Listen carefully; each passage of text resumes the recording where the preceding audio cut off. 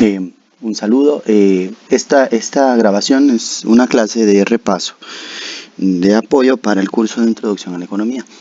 Y bueno, como está subido en YouTube, pues esperemos que algunas otras personas también puedan verlo y van a ver algunas cosas que probablemente no entiendan, que tengan que ver con ejercicios y tareas que se están dejando a los estudiantes, pero de cualquier forma, pues el contenido esperemos que sea útil para mis alumnos en primer lugar y para las personas que puedan ver el video que está cargado en esta plataforma, también para resolver algunas dudas si están tomando algún curso de economía.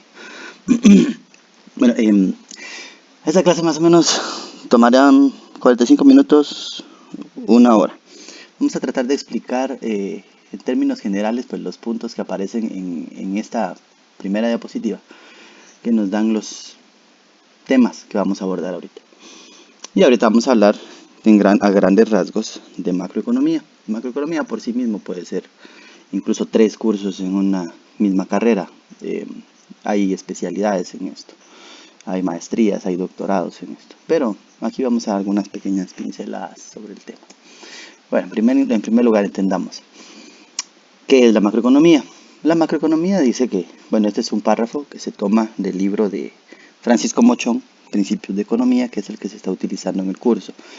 Si tienen acceso a plataformas universitarias en el servicio de ebook o e-libro, ahí está cargado este libro en casi todas esas plataformas y también lo pueden encontrar en distintas universidades. ¿Okay? Este párrafo, bueno, nos dice en resumidas cuentas, en primer lugar, que la macroeconomía estudia una economía en su conjunto. Y al estudiar una economía en su conjunto, lo que busca es tener esta visión simplificada precisamente para actuar sobre el nivel de la actividad económica de un país. La macroeconomía nace principalmente con la necesidad de actuar en la economía de un país. Nace en el contexto de la Gran Depresión de 1929 en Europa, Estados Unidos, países industrializados. Y en este contexto surgen los planteamientos de John Maynard Keynes, que es el que se conoce como el padre de la macroeconomía, aunque antes que él ya había habido un autor de apellido Kalecki, un polaco, que de hecho trabajaba en el mismo instituto con Keynes, eran compañeros de oficina, que había hecho planteamientos de lo que posteriormente es la macroeconomía. Pero bueno, el que se lleva las palmas es Keynes y en 1936 publica la Teoría General de la Ocupación, el Interés y el Dinero.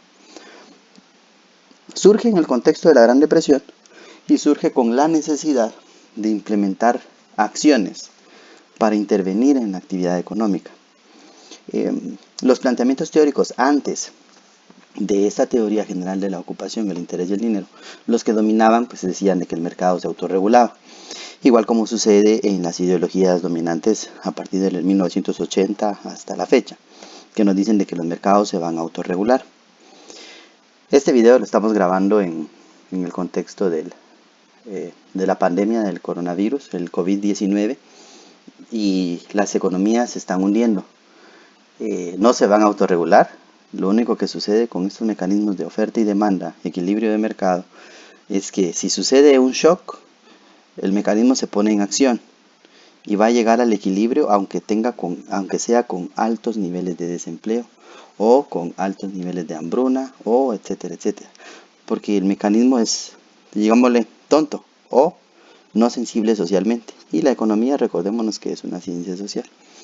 Entonces lo que está sucediendo ahorita es, por ejemplo, reducción de demanda, personas que no salen a la calle, mayor demanda o histeria en el consumo de ciertos productos. Creo que en todos los países está sucediendo eso, que se están acabando el papel higiénico. No sé por qué, pero van a morir bien limpios. Lo que sucede es que si dejamos que el mercado funcione de esa forma, sin ninguna regulación, entonces lo que está sucediendo es una especulación. Por eso muchas instituciones en distintos países, en Guatemala lo están haciendo. Este video lo estamos grabando desde Guatemala. Intervienen. Entonces intervienen multando a los negocios que están haciendo manipulación de precios, que están acaparando productos, etcétera. Están cerrando empresas que no acatan ciertas disposiciones sanitarias, etcétera, etcétera. Entonces, pues la economía no funciona fuera de algún tipo de marco regulatorio o de intervención estatal. Nunca lo ha hecho. y probablemente nunca lo hará, a pesar de que existan planteamientos teóricos que nos quieran pintar que se autorregulan y que hay una mano invisible que todo lo puede regular sin ningún tipo de intervención estatal. Entonces la macroeconomía surge por la necesidad de actuar sobre el nivel de actividad económica de un país, y para eso lo que utiliza son agregados macroeconómicos. Esa visión simplificada la dan los distintos agregados que la macroeconomía analiza. Por ejemplo, si lo vemos en el nivel microeconómico, tenemos consumidores, productores, oferentes, demandantes. La macroeconomía ve todo el consumo agregado. Los productores o la inversión, pues la ve toda la inversión agregada. Entonces esto se convierte en agregados macroeconómicos: consumo agregado, inversión agregada, gasto de gobierno, exportaciones, importaciones. Y esto que les acabo de resumir es uno de los 3 enfoques para medición del Producto Interno Bruto.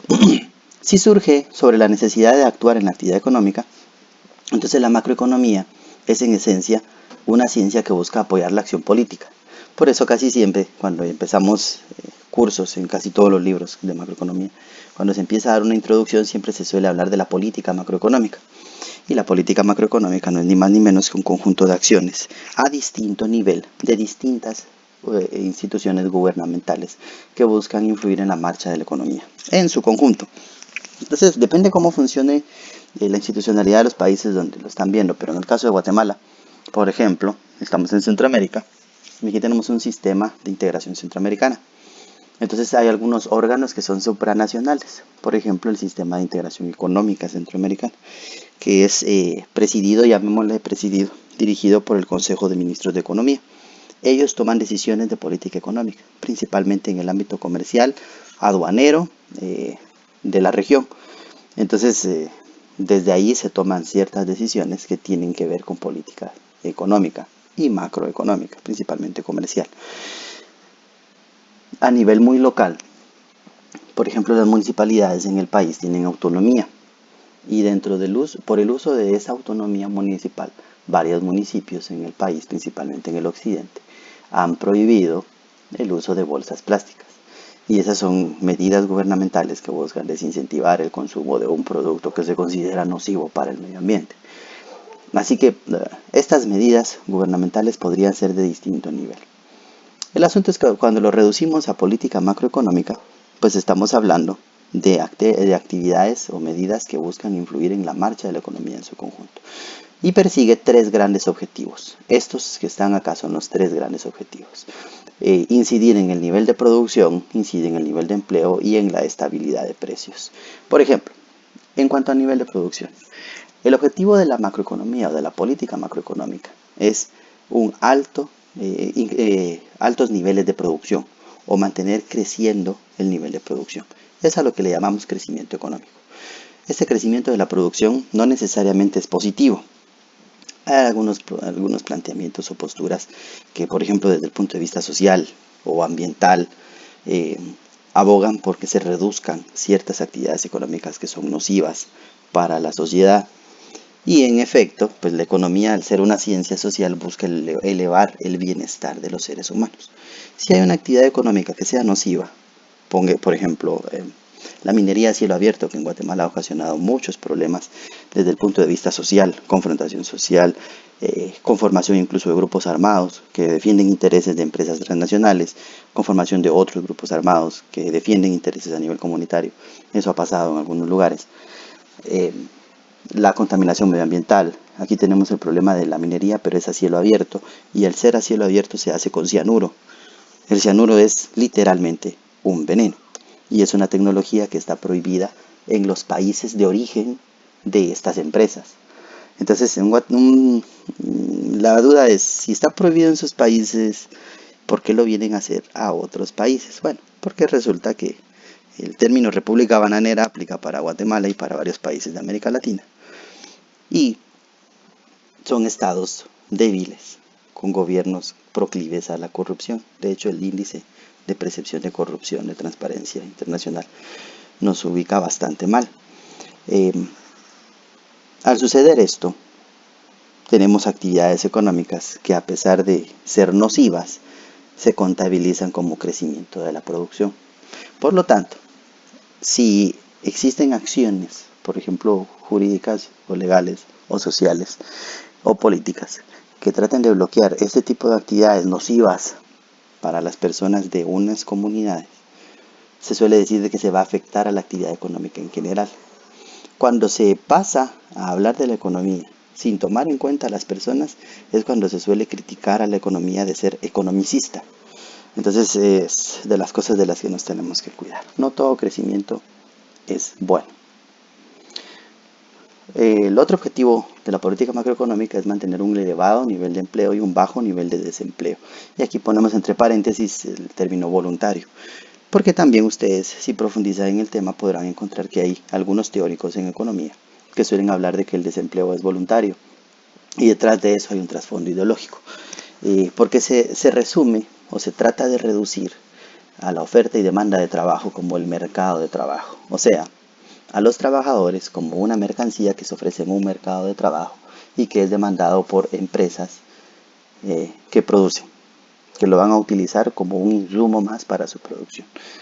Ahí dejamos de lado, acuérdense que el modelo de oferta-demanda, lo primero que simplifica para que funcione dentro de los supuestos es que son productos homogéneos.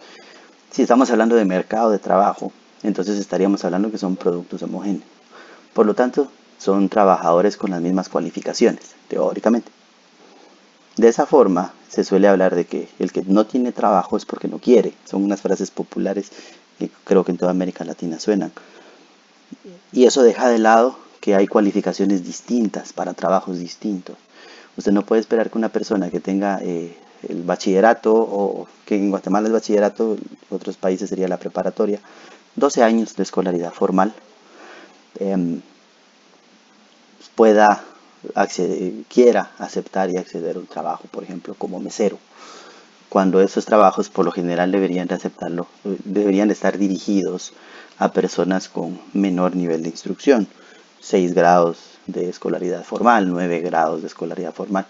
Aquí en Guatemala hay 2 restaurantes de comida rápida que ya se dan ese lujo de exigir personas con 12 años de escolaridad formal para darles un empleo como meseros.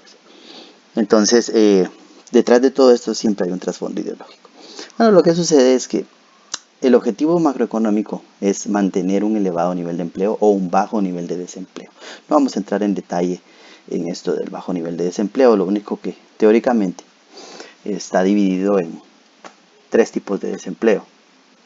Voluntario, el que es estructural, que es aquel desempleo de las personas cuyas habilidades dejaron de ser útiles para la economía actual.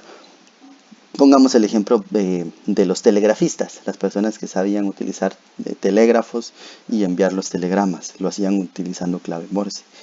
Bueno, no sé si alguno de ustedes ha enviado un telegrama en el último año, pero esta es una tecnología que está obsoleta. Eso sería un desempleo estructural. El otro desempleo sería friccional. Digamos que ustedes ven que hay unas oportunidades interesantes en la programación de apps en Android. Y resulta que todo el mundo se hace millonario con apps en Android. Entonces ustedes deciden cambiar de actividad económica. Estudian, hay unos programas en línea que los anuncian mucho en cable, que son universidades en internet.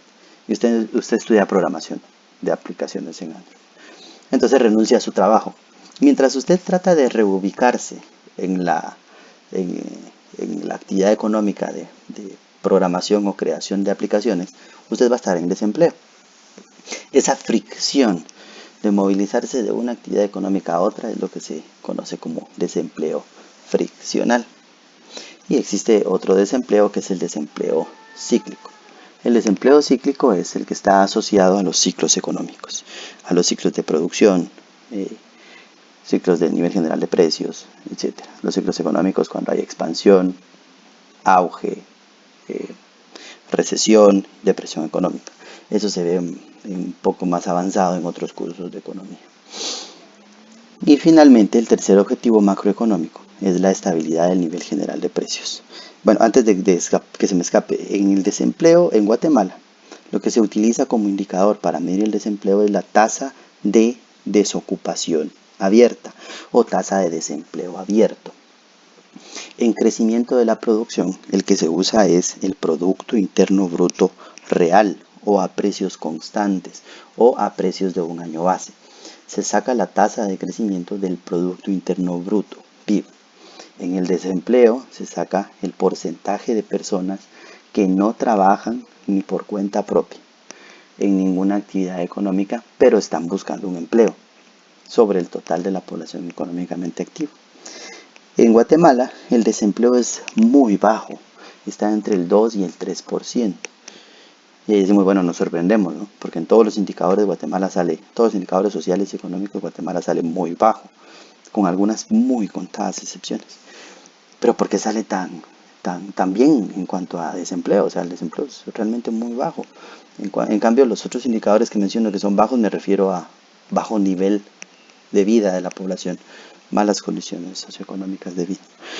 Bueno, lo que sucede es que este desempleo no toma en cuenta a las personas que están autoempleadas o que están en la economía informal. Y ahí, cuando hablamos de economía informal, Guatemala tiene un serio problema. 7 de cada 10 personas ocupadas o empleadas lo hacen en la economía informal, ya sea en negocios propios o en pequeñas empresas con menos de 6 empleados, sin cobertura de seguro social, sin cobertura de salario mínimo y sin otro tipo de prestaciones. 7 de cada 10 es altísimo. ¿Por qué sucede esto? Guatemala no tiene un seguro de desempleo, que sí tienen otros países más avanzados. Al carecer de un seguro de desempleo, entonces las personas en este país, y creo que en muchos países de quienes estén oyendo este video, no tienen cómo cubrir el mínimo para subsistir mientras se ubican en otro trabajo. Uno de los efectos positivos de los seguros de desempleo es que ayuda a una mayor eficiencia en la colocación de recursos humanos.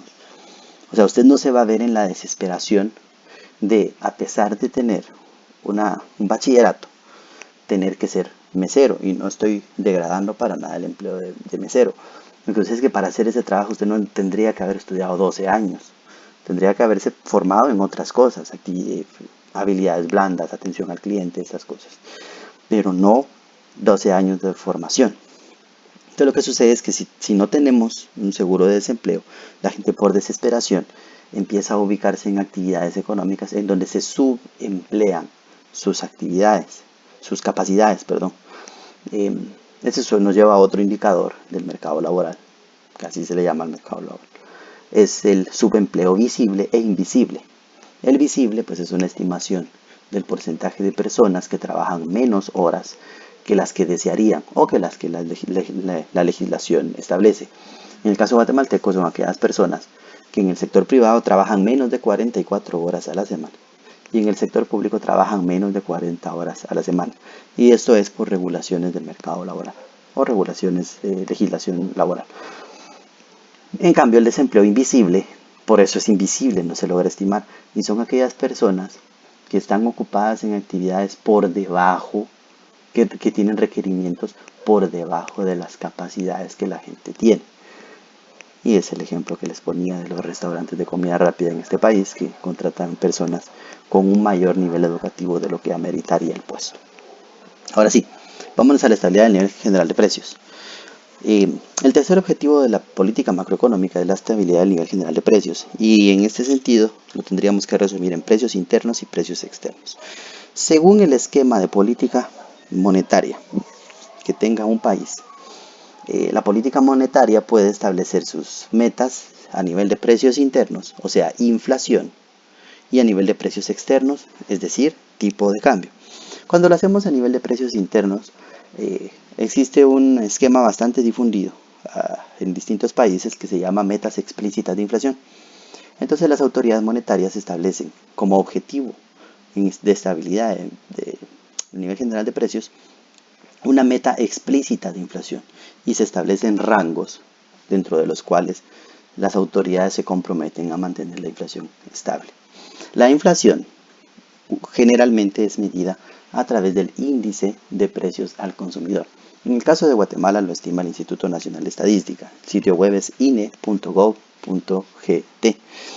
Y en el caso de otros países, pues son los institutos de estadística que podrían tener algunos nombres distintos. Por ejemplo, en México es el INEGI. Si ustedes buscan el INE, es el Instituto Nacional Electoral, entonces los van a llevar a otros datos. Es el INEGI en el caso mexicano, y etcétera, etcétera. Bueno, los índices de precios al consumidor se estiman y se publican en Guatemala todos los meses. Es de las pocas cosas que funcionan pero tan bien durante ya bastante tiempo. El día 7 de cada mes estamos seguros que va a estar publicado el dato de la inflación del mes anterior. Digamos que ahorita estamos en marzo de 2020, en plena crisis del COVID-19. El día 7 de marzo se publicó la inflación estimada para el mes de febrero. Y el día 7 de abril esperaríamos publicar la inflación del mes de marzo. Esperemos que se pueda hacer, porque se están deteniendo muchas actividades de campo y al aire libre. Y la recolección de los datos del índice de precios del consumidor requiere bastante trabajo de campo. Bueno, índice de precios al consumidor para estimar la inflación. Eso es cuando el nivel de estabilidad, el objetivo de estabilidad del nivel general de precios se establece con precios internos. Otra forma de estimar el nivel general de precios es a través del deflactor implícito del PIB. Lo vamos a ver en unas láminas más adelante. La desventaja del deflactor es que se publica cuando se puede calcular cuando se publican los datos del Producto Interno Bruto. Y estos datos suelen tener un rezago de más o menos un año entre cuando el dato se genera y cuando se hace la estimación. En cambio, el índice de precios del consumidor es mensual, entonces da un dato un poco más oportuno para la toma de decisiones. Y el otro es cuando se establece la estabilidad en el nivel general de precios a nivel de precios externos, es decir, tipo de cambio respecto a las principales divisas. En el hemisferio occidental sería el dólar estadounidense y un poco el euro. En el caso guatemalteco, en aquellos departamentos fronterizos con México también se utiliza el tipo de cambio del peso mexicano respecto al quetzal guatemalteco. Y en aquellos departamentos del oriente del país, fronterizos con Honduras, por ejemplo, se utiliza el tipo de cambio del quetzal guatemalteco con el empira hondureño. Y así un largo etcétera. Bueno, se establecen metas en cuanto a los precios externos. Un ejemplo de esto es cuando los países tienen paridad del tipo de cambio. O sea, establecen un tipo de cambio fijo respecto a una moneda de referencia. En Guatemala ustedes alguna vez habrán escuchado a sus abuelitos decir de que antes el quetzal valía más, porque el quetzal valía igual que el dólar. Por un quetzal te daban $1. Estábamos igual. Y dicen incluso a veces hasta valía más. Lo que sucedía en ese entonces, fue un poco antes de la década de los 80, es que se tenía un esquema de política monetaria de tipo de cambio fijo. Si yo establezco una meta de estabilidad del nivel general de precios a nivel de precios externos con un tipo de cambio fijo, no puedo comprometerme a mantener precios internos. Y si yo me comprometo a una meta de inflación interna, no me puedo comprometer a un tipo de cambio fijo, una u otra. Tengo que flotar uno de los dos. Pues en el caso guatemalteco, antes de los 80, se tenía un esquema de tipo de cambio fijo. Una moneda anclada al dólar estadounidense, y esto se controla manejando las reservas monetarias internacionales para tener reservas suficientes que logren respaldar el valor de esta moneda de 1-1 respecto al dólar estadounidense. Cuando en el caso guatemalteco tenemos una meta explícita de inflación con precios internos y un tipo de cambio que se llama tipo de cambio flexible o flotante sucio. Tipo de cambio flexible sucio o flotante sucio. ¿Por qué sucio? Se deja que sea flexible respecto a la oferta y demanda de divisas, pero cuando se sale de ciertos parámetros, el Banco Central interviene en el mercado de divisas, principalmente el dólar. Y al intervenir, trata de mantener el tipo de cambio lo más estable posible dentro de ciertos rangos. No se compromete con un tipo de cambio fijo, pero sí trata de que no haya caídas muy abruptas ni incrementos muy abruptos. Lo trata de moderar un poco. Para entender cómo nosotros estimamos los principales agregados macroeconómicos, de donde vamos a hacer las mediciones del Producto Interno Bruto, tenemos que entender algunos conceptos preliminares. En algunos libros de economía se suele hablar de renta. Bueno, renta, que es distinto al pago del factor tierra. Cuando ustedes estudiaron los factores de la producción, se estudió de que existían factores de la producción y que cada factor de la producción tenía un pago o nivel de remuneración distinto. Bueno, esta renta acá se refiere a ingreso. Lo que sucede es que depende de la traducción que estemos utilizando. Si utilizamos una traducción o un libro que sea de producción española o que sea de producción sudamericana, dependiendo qué tan apegados al lenguaje tradicional sean, pues le llaman renta al ingreso. Así que para este tema de los principales agregados macroeconómicos, cuando vean renta nos estamos refiriendo a los ingresos en general. Cuando estemos hablando de pago de factores de la producción y se diga renta, nos estamos refiriendo al arrendamiento de la tierra, a la renta o pago que se obtiene por el uso de la tierra para actividades productivas, cuando hablemos de factores de producción. ¿Ok? Bueno, el otro es que en una economía cerrada, es como empezamos a explicar estos modelos siempre de lo más simple a lo más complejo. Empezamos explicando el modelo del flujo circular de la economía en una economía cerrada. Quiere decir que no hay comercio exterior. Solo lo que se produce dentro del país es lo que se consume dentro del país. Esto nos lleva a una igualdad macroeconómica. En este caso, de una economía cerrada, todo el ingreso en una economía va a ser igual a todo el gasto en esa economía. De acá parte un principio de uno de los enfoques de medición del PIB, que está acá en este esquema que tenemos abajo. Costes igual a PIB, renta igual a PIB. Estos dos son el enfoque de la medición del PIB desde la distribución del ingreso, porque son los costes de producción que se traducen en los pagos de los factores de la producción utilizados. Es igual a la renta o ingreso porque es la distribución de los ingresos dentro de los mismos factores utilizados. ¿De acuerdo? Bueno, eso es una simplificación para explicar ese enfoque. Y existen desequilibrios. Puede que el ingreso sea mayor que el gasto o el gasto sea mayor que el ingreso. Espero que no se haya cortado el audio porque jale un poco el micrófono. Bueno. Puede haber desequilibrios.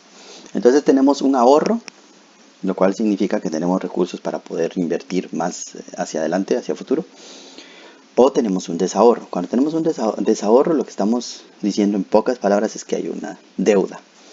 Ahora pasémonos a una explicación que sea de una economía abierta. Podemos tener un desahorro o desequilibrio externo. Los desequilibrios externos se traducen en déficit de la balanza de pagos. El Fondo Monetario Internacional surge precisamente para equilibrar los déficits de las balanzas de pagos y evitar que hayan crisis severas, como en 1994. En México se dio algo que se conoció como el efecto tequila y fue particularmente una crisis de deuda en la que el gobierno mexicano, el Estado mexicano, se vio afectado. El Fondo Monetario Internacional existe teóricamente para esos escenarios en los que tiene que intervenir para que los países no caigan en crisis de balanza de pagos. Y hay también desahorro o deuda en unas economías, aunque sean abiertas, a lo interno de los países. Por lo general, el desahorro a lo interno de los países se ve absorbido en los presupuestos públicos. Y eso se refleja en el déficit fiscal o endeudamiento público interno. El déficit fiscal puede ser financiado con deuda pública interna o deuda pública externa. Si tenemos un déficit fiscal, eso es un desequilibrio interno. Si lo financiamos con deuda interna, ese desequilibrio se traduce en un desahorro que es equilibrado adentro del país. Si tenemos un déficit fiscal y lo financiamos con deuda externa, estamos traduciendo este desequilibrio o desahorro interno en un desequilibrio externo, endeudándonos con el resto del mundo.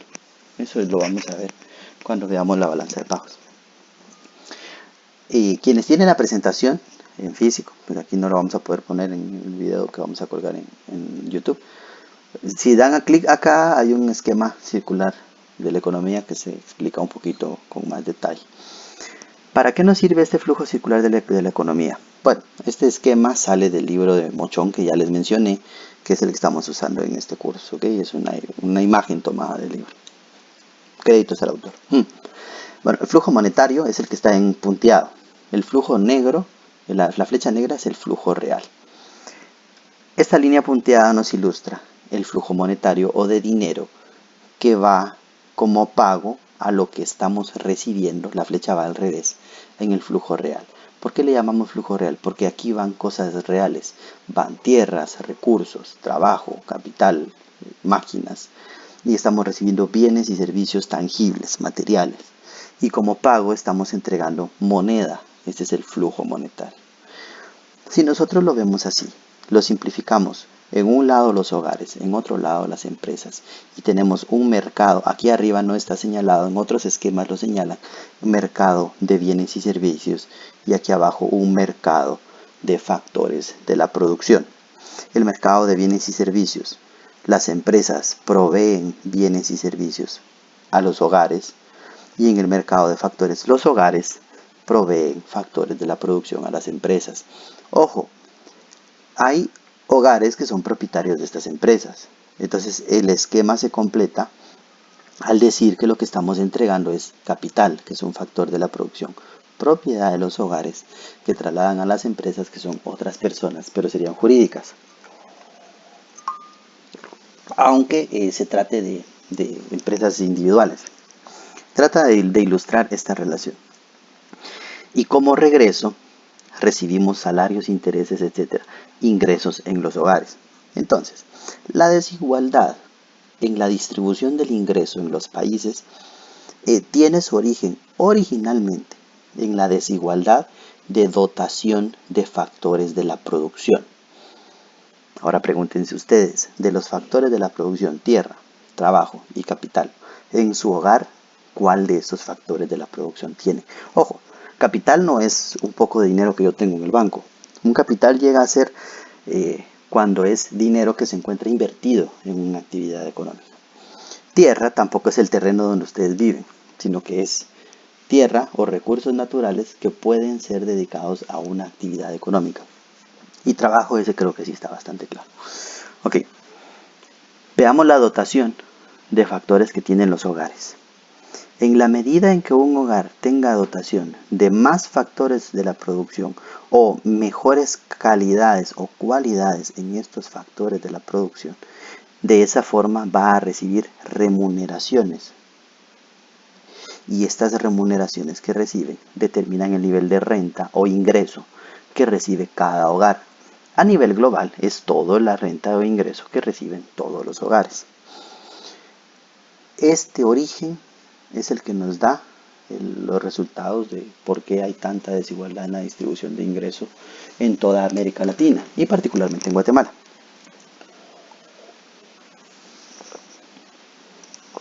Guatemala se pelea el primer lugar en desigualdad de distribución de ingresos con Honduras, Brasil, Panamá.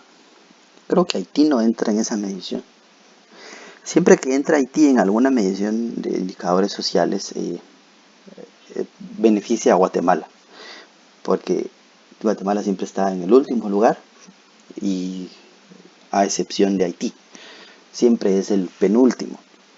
Si no lo tomamos en cuenta, estaríamos en último lugar, por ejemplo, en desnutrición crónica infantil, en distribución del ingreso y en pobreza general y en pobreza extrema.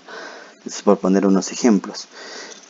A veces este lugar nos lo disfrutamos también con Honduras, en ocasiones según el indicador que se utilice también con Venezuela, con Brasil, en cuanto a distribución del ingreso, con Panamá, etcétera, etcétera. Así que tenemos esos pequeños problemitas. ¿Y cuál es el origen? La desigualdad en la distribución de factores de la producción. Guatemala tiene un coeficiente de Gini de casi 0.7, es muy alto. En cuanto a distribución de la tierra, la tierra productiva está altamente concentrada. Eso se ha identificado desde tiempos de la colonia y todos los censos agropecuarios muestran esta realidad. De hecho, no se ha hecho un censo nacional agropecuario desde el año 2003 y existen intereses políticos de ciertos sectores económicos poderosos que no les interesa que esta medición se haga. Trabajo, bueno, aquí tenemos que ver la diferencia en cuanto a cualificaciones. Si tenemos altos niveles de población con bajo nivel educativo. El promedio de años de escolaridad que el censo 2018 identificó en Guatemala fue de 6.03, más o menos, años de escolaridad en promedio. O sea, en promedio este país tiene educación primaria. Promedio. Conste que si uno lo desglosa por territorios, los departamentos y regiones eminentemente indígenas o mayas tienen niveles de escolaridad que van en promedio de 3 a 4 años de escolaridad. Eso nos da una idea del capital humano que está detrás de este factor trabajo. El capital humano está compuesto por la educación, la salud y el nivel de empleabilidad o capacidad de generar ingresos de las personas. Así que es bastante bajo. Si un hogar no tiene tierra y no tiene capital y solo tiene factor trabajo, las cualificaciones de las personas que están en edad de trabajar en los hogares van a determinar los ingresos que se están recibiendo. Y el panorama no es alentador. Por eso es que 6 de cada 10 guatemaltecos se encuentran en pobreza. Véanlo en cada uno de los países en donde ustedes se encuentren. Y la dotación de capital, pues es aquellas personas que tienen capital financiero, recursos monetarios para invertir en una empresa o que tienen maquinaria, planta, edificios, etcétera, como capital físico para establecer una empresa. Así que esto nos da el origen de la distribución primaria del ingreso.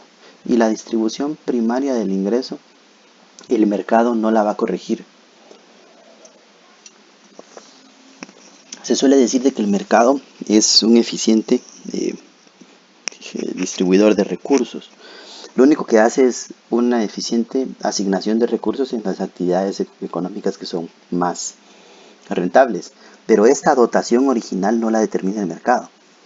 Esta dotación original está dada por las condiciones políticas, económicas y sociales de origen de todas las sociedades y cómo los arreglos institucionales de los países llevan a que estas dotaciones sean distintas. Por eso las sociedades capitalistas que buscaron romper con herencias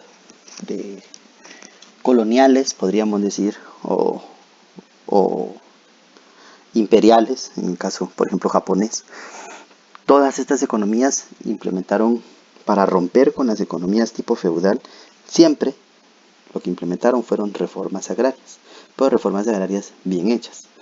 No de concentración de tierra en manos estatales, sino de distribución de tierra entre familias campesinas. Y la dotación de otros recursos como capital para hacer un mejor trabajo y capacidades para poder mejorar las técnicas de trabajo de las personas, herramientas, etc.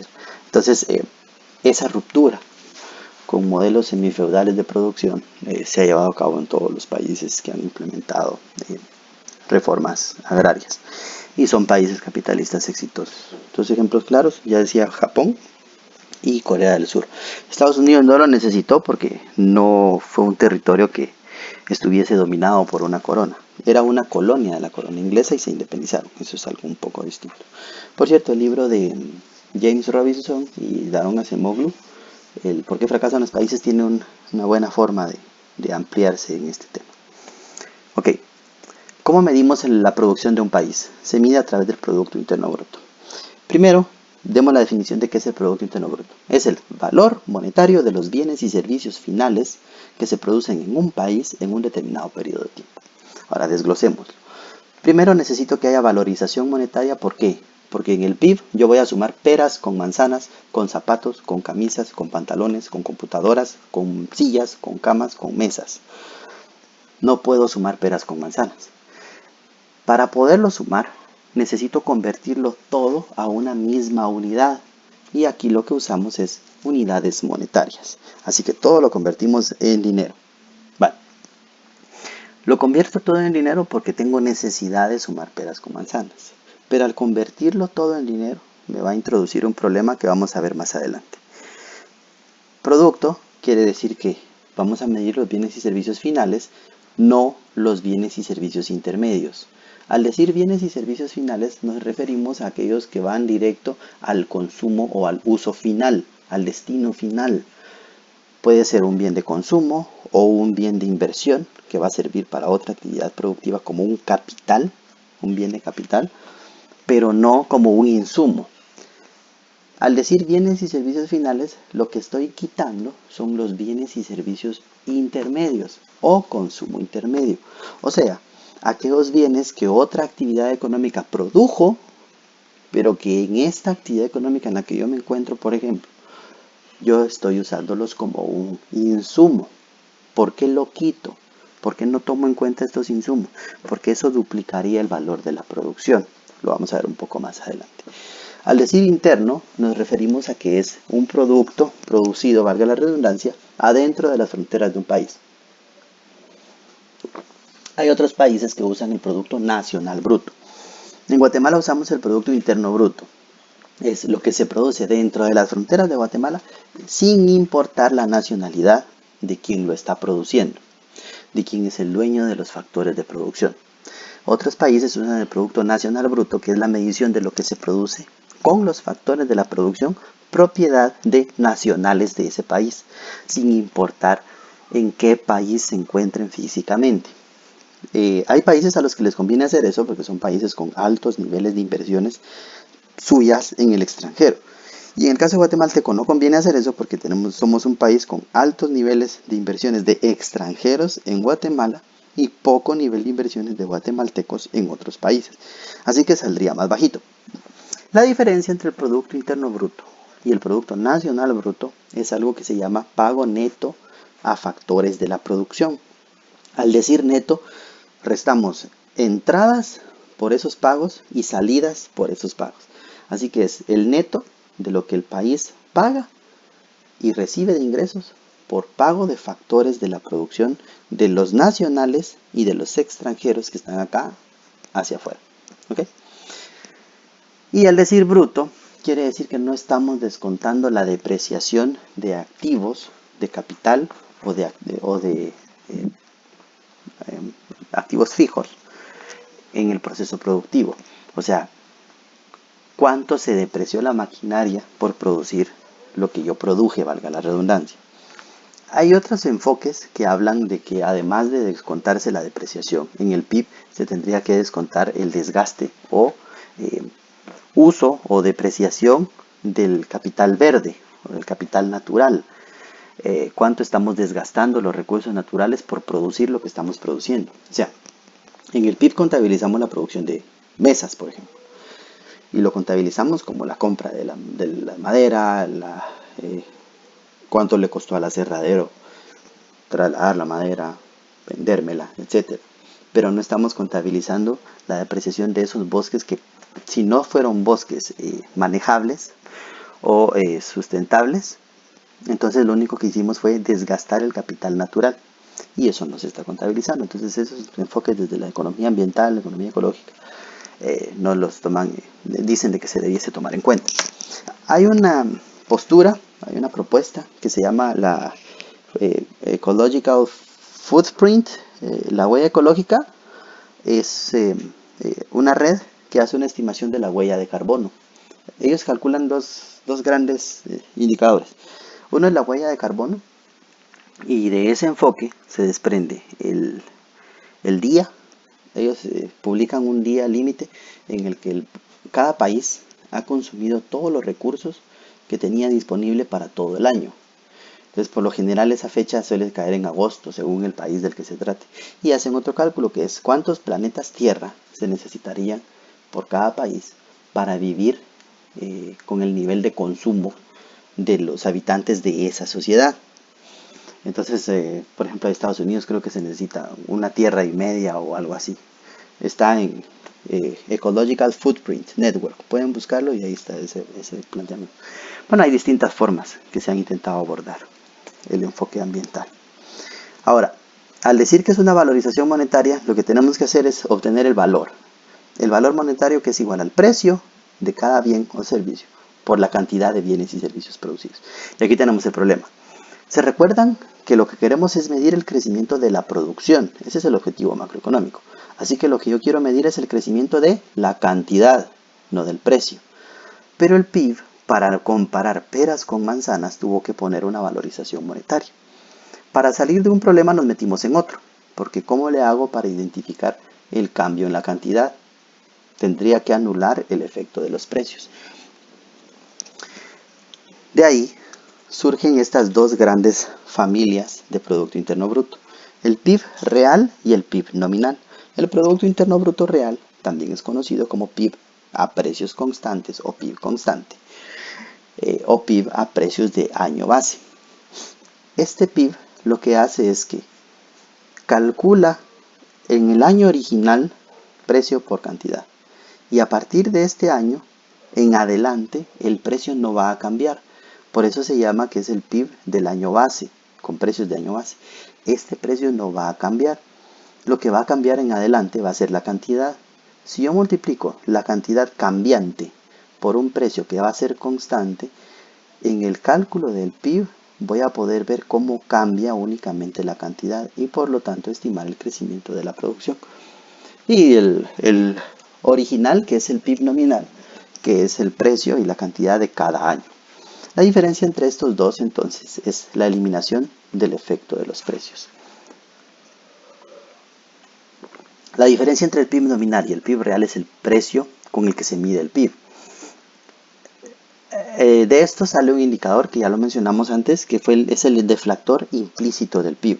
No es ni más ni menos que dividir el PIB nominal dentro del PIB real. En el año base, el PIB nominal es igual al PIB real, porque estamos usando los mismos precios. Si lo multiplicamos por 100, en el año base siempre el deflactor del PIB va a ser igual a 100. A partir de entonces, en años posteriores, los precios del PIB real permanecen constantes y los del nominal van cambiando. Entonces las mediciones ya no van a ser iguales. Si los precios subieron, el deflactor va a ser mayor que 100. Si los precios en el primer año después del año base bajaron, el deflactor va a ser menor que 100. Entonces el deflactor nos da una medición de cómo se comportó el nivel general de precios de esa economía. La desventaja es que puede ser calculado hasta que calculamos el Producto Interno Bruto. Y el cálculo del Producto Interno Bruto casi siempre tiene un poquito más de un año de rezago respecto al año del que estemos hablando. Pero es un indicador mucho más completo del nivel general de precios de una economía. Les veamos este ejemplo. El año base aquí es el 2017. Supongamos que tenemos tres grandes tipos de producto. Servicios, que es transporte. Bienes de consumo, que son mangos. Y bienes de capital, que son máquinas de coser. Todos tienen unidades distintas de medida. Pasajes o boletos de bus en el transporte. Unidades de mangos y unidades de máquinas de coser. Estas son las cantidades y estos son los precios de cada año. El 2017 sería nuestro año base. Así que el precio del año base en este año va a ser igual al precio de cada año. En los años posteriores, 2018 y 2019, el precio del año base se mantiene igual al año original y el precio de cada año va cambiando. Bueno, ¿cómo hago el cálculo del PIB nominal? Cantidad por precio de cada año. 3.000 por 2.50, 7.500, 1.600 por 1.25, etc. Después de calcular el valor de la producción final de pasajes, de mangos y de máquinas de coser, cantidad por precio de cada año, lo sumo y tengo mi PIB nominal. Digamos que esta fuera mi economía simplificada. Igual el PIB real lo hago con precios del año base. Como son iguales, pues los cálculos en este año original me van a dar igual. Y aquí tenemos el deflactor que es igual a 100. Nominal dividido real por 100. Al año siguiente, si se dan cuenta, aumentó la cantidad de pasajes, aumentó la cantidad de mangos y aumentó la cantidad de máquinas de coser.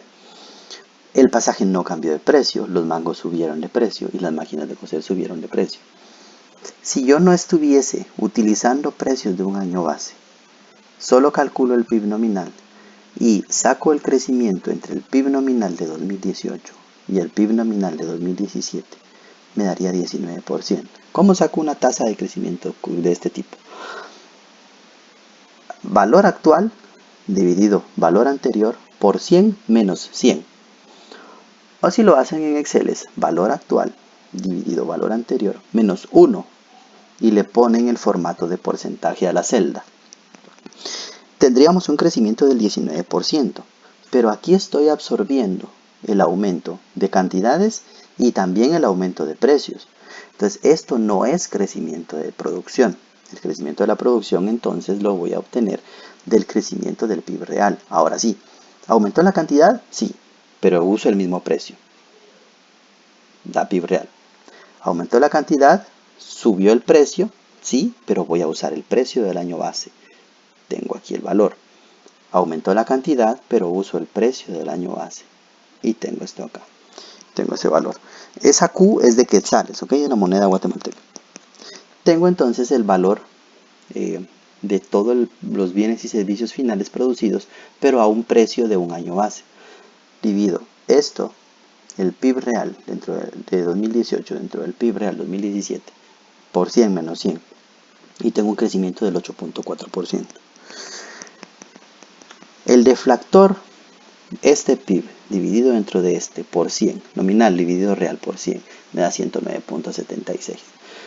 Como este 100 me dice que el 9.76% creció el nivel general de precios entre estos 2 años y el crecimiento de la producción fue de 8.4%.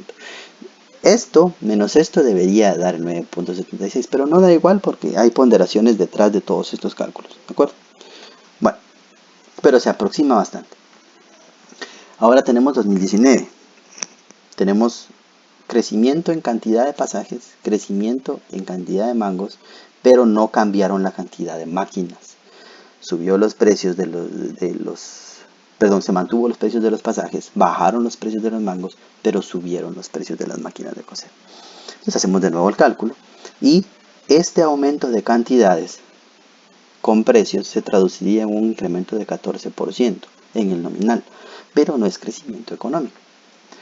El crecimiento económico lo saco entre el PIB real de este año respecto al PIB real del año anterior y me da 0.4%. Entonces ven cómo las máquinas no crecieron nada, pero el precio aumentó mucho. Y por tener una alta participación en el cálculo completo del PIB, nos estaba simulando un crecimiento alto si no hubiera anulado el incremento de precios. Entonces por eso hay que hacer esto. El crecimiento de la producción solo fue de 0.4%. Y de nuevo, 125 menos 109 me da un 14. 14 más 0.4, 14.4%. Está medio redondeada la cuestión, ¿ok? 14, 16 sería. 16, un poquito cambia. No hay mucha la diferencia. Este es 9.76. Entonces no da exactamente la resta, pero nos da una idea. Así creció la actividad económica en términos brutos. Y esto, menos lo anterior, nos daría cuánto crecieron el nivel general de precios. Ahora, los tres métodos de medición del Producto Interno Bruto es desde el valor agregado, que es el origen de la producción, que es el valor agregado de cada actividad económica, que es igual al valor bruto de producción, o sea, todo el valor de lo que se produjo en esa actividad, menos el consumo intermedio, o sea, todo el consumo de insumos que utilizó esa actividad económica. Esta valoración se hace con cada actividad económica y al sumarlo eliminamos la duplicidad para quitar el consumo intermedio. El otro es por el destino del gasto y esta función o ecuación es la que se utiliza para hacer los cálculos y mostrar cómo funciona la oferta agregada y la demanda agregada en términos macroeconómicos. Y es igual al PIB, igual a consumo más inversión más gastos de gobierno más exportaciones menos importaciones. Lo que está dentro del paréntesis es lo que conocemos como sector externo. Sector externo o en otro libro le llaman exportaciones netas, que es exportaciones menos importaciones. Usan una X y una N minúscula. Puede ser negativa o puede ser positiva. Otros autores también reorganizan el G del gasto de gobierno y entonces expanden el consumo. Consumo privado más consumo público más inversión privada más inversión pública. Y en cuentas nacionales, que es la metodología que se utiliza para calcular el PIB, es el sistema de cuentas nacionales del Blue Book o libro azul de las Naciones Unidas. A la inversión le llaman formación bruta de capital fijo, privada y pública. Y más o menos esta es la lógica que está detrás. Y el otro enfoque de medición del PIB es por la distribución del ingreso, o sea, el pago de los factores de la producción. la remuneración de los asalariados, que no es solamente el salario, sino también otro tipo de pagos que se le efectúan al factor trabajo, y algo que se conoce como excedente de explotación. Así es la terminología que se utiliza en el Manual de Cuentas Nacionales, que no es ni más ni menos que los pagos que reciben los propietarios de las empresas que están constituidas en sociedades, esencialmente los accionistas, personas que no laboran en sus empresas, sino únicamente van a asamblea de accionistas y cosas parecidas. Y otro que se llama ingreso mixto bruto. Se llama ingreso mixto porque son aquellas empresas que no están constituidas en sociedad o empresas familiares o donde el propietario a su vez es el mismo gerente de la empresa. Entonces él sí trabaja mientras está siendo propietario de su misma empresa. Por eso se llama ingreso mixto, porque entrarían incluso empresas familiares.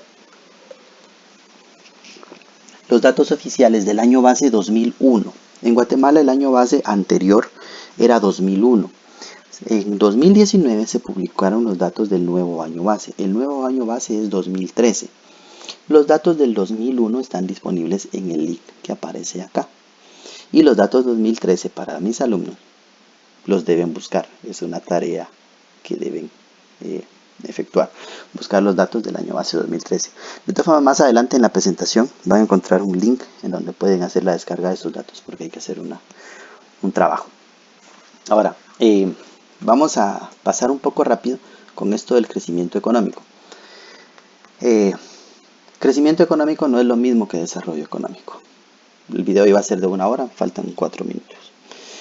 El crecimiento económico es el aumento de la producción total de un país. Y se suele hablar que el crecimiento económico está impulsado por la productividad. Y aquí hay algo que hay que aclarar. Se suele hablar de la productividad y por lo general se asocia la productividad a lo que se produce por cada persona contratada o trabajando.